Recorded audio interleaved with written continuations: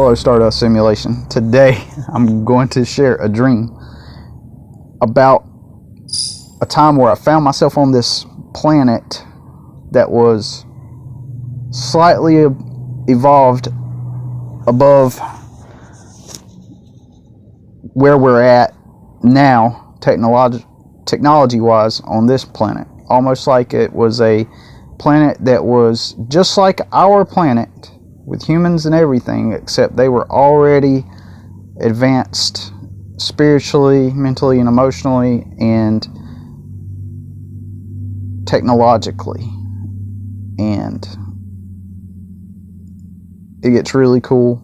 People there had telepathy and all that good stuff. So let's get into it. The dream starts with me just in a pod bursting through space. I'm in this clear pod. At least it seemed like it was a clear pod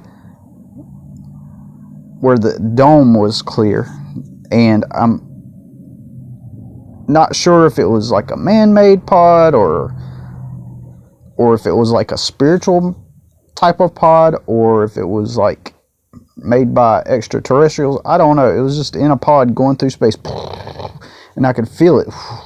And then I hit the atmosphere of some planet, and I felt myself hit it, and I could feel like just whatever you would imagine that would be like. I mean, you've seen meteorites go through the sky, and satellites and debris and whatnot, and so obviously you know what that would be like, kinda. And so I'm in this pod, and it's oval shaped like an egg, kinda, and just big enough for me to be in. So suddenly I hit the atmosphere, shaking,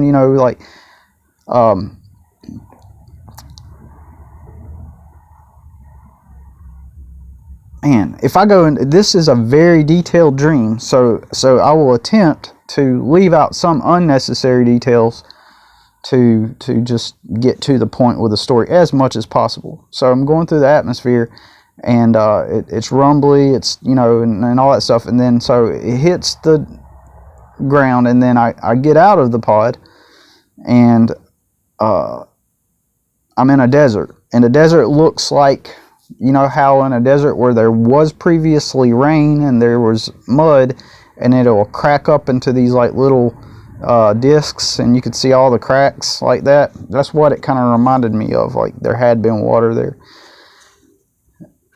And so I get out of the pod. Everything around me is desert, but as I began to walk, I noticed that there was a sign of life. There was a plant or two, and there were other people with me, and I don't remember who those people were. May have been one of my family, or so we come across more plant life, and see a rusty looking old pickup truck, and the red rust from the pickup, the red paint on the old pickup truck seemed to be like a matte finish, and there was a gas can there too, a red gas can as well, and this old man, and he just seemed to be like annoyed by us, and he told us something, and we're like, oh, we're gonna get out of the way. But as we proceeded further, there was more vegetation, more plant life as we walked, and we're getting closer, and we start to see trees, and then there's a tree line, and off in the very distance you can see something white off in the distance, like protruding out from behind the trees. And as you get closer, you begin to realize that it is a space shuttle, and you kind of like see that it, even though it's at a far distance, it seems like it's stationary and not meant to fly.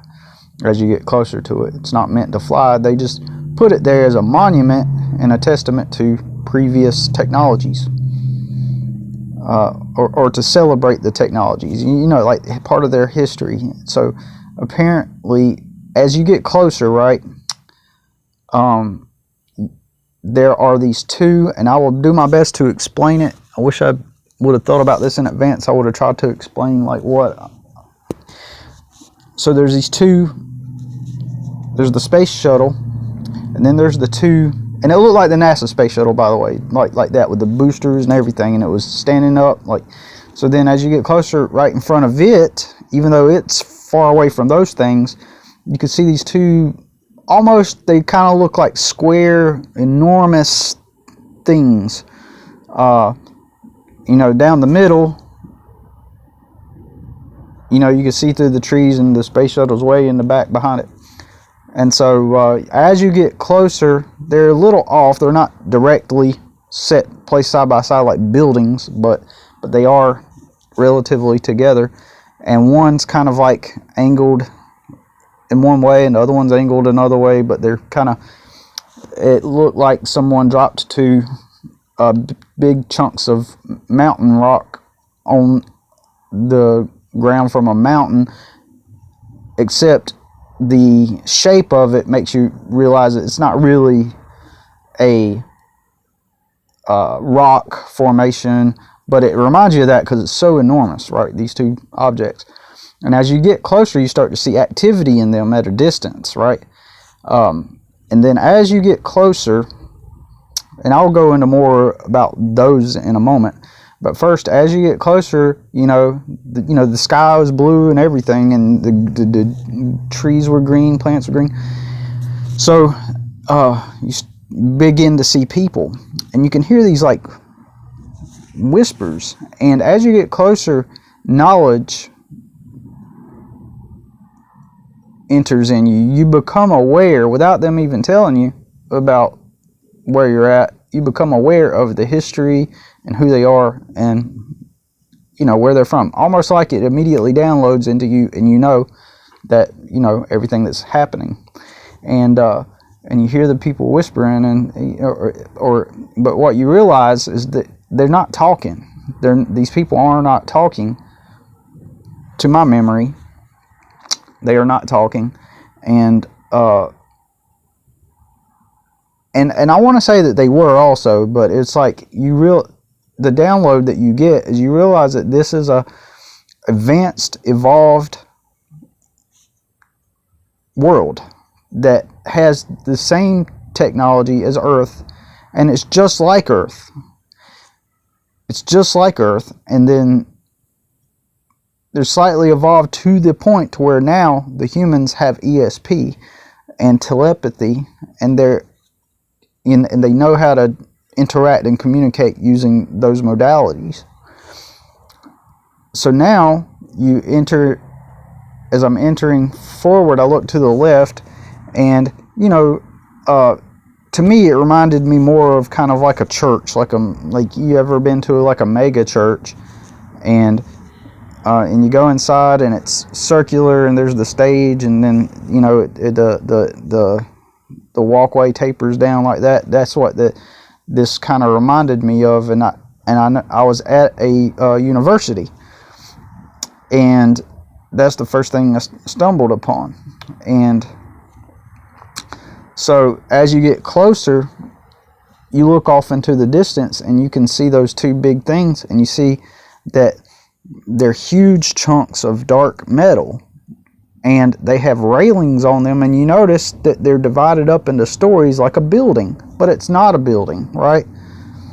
I'll get to that in a sec here, but you know, two big chunks of metal, and they all have railings on them, and it looks like strip malls on some sections, because these are so enormous that they also have apartments where people can reside in them as well. So it's kind of like a hotel walk around where the people are walking around, and then in some sections it's a business, a restaurant, some of it's, you know, whatever your needs are, and some of it's living spaces. And you notice that they're kind of off. They're not set in place like straight, and one of them's kind of like leaning and this way, and the other one's kind of like, and you notice in the middle it's kind of cracked and rugged, almost like it was one piece put together that broke in half. And you realize that, hey, this is a big thing that broke in half.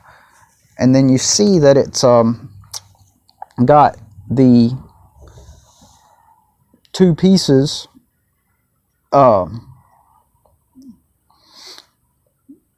you see that it's broken in half, and then you notice certain things are protruding out of it. Looks like old pipes and, you know, wire and stuff like that.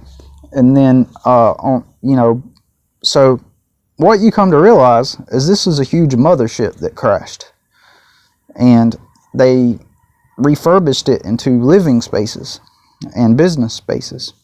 So it's really cool. It's really epic, like some of the most epic sci-fi kind of stuff that you probably imagine. So as I'm walking, and the university place is on the left, and I suppose like at a college, you know, that would be like you go into a classroom and it might be a rounded off kind of building, and like kind of round, and then, you know, and the people sitting, you know, it's a similar thing, so make of it what you want. But they were about to start class, and I go into the class, and there's the professor there, and he's about to teach everybody about their telepathic skills, to how to improve on their telepathic skills, and that was what the class was about. And I'm aware of this just purely by receiving the information telepathically from everyone around me. So at this point, I'm starting to get like, you know, wet feet, I suppose you can call it that. And then I'm like, well, I'm not at home. I'm a million miles away from Earth, or however far away I want to get home. And then so, and I walked up something or something, and then I noticed that there was this like sidewalk bridge that bridged from where I was at, and it was up in the air, and it was concrete, and it was a bridge, and at the other end of the bridge, it was a walking bridge, there was a phone booth, like an old, you know, phone booth from the like 80s and 90s. And at that moment I looked at my hands and I became lucid. I said, this is a dream. So I didn't become lucid with the awareness I was in this reality, but I became lucid in the fact that I was aware that I was in a dream. And in my mind, Earth was my home. And I was like, well, I don't have to phone home. I just have to like wake up from the dream, because I picked up the phone and I called somebody, and I was like, hey, you know, I need to get back home. And in the moment that I did that, I woke up, and that is the end of the dream. And I'm just curious if you've had any similar dreams, and I just wanted to share my dream, because that was a very, very, very interesting dream, and probably one of the most colorful, vivid, and detailed dreams I've ever had, and I do have a lot of those. So yeah, be curious to hear what, you know, you've experienced. So, you know, please comment below, and if you like the video, share it with somebody, and talk to you later. Peace.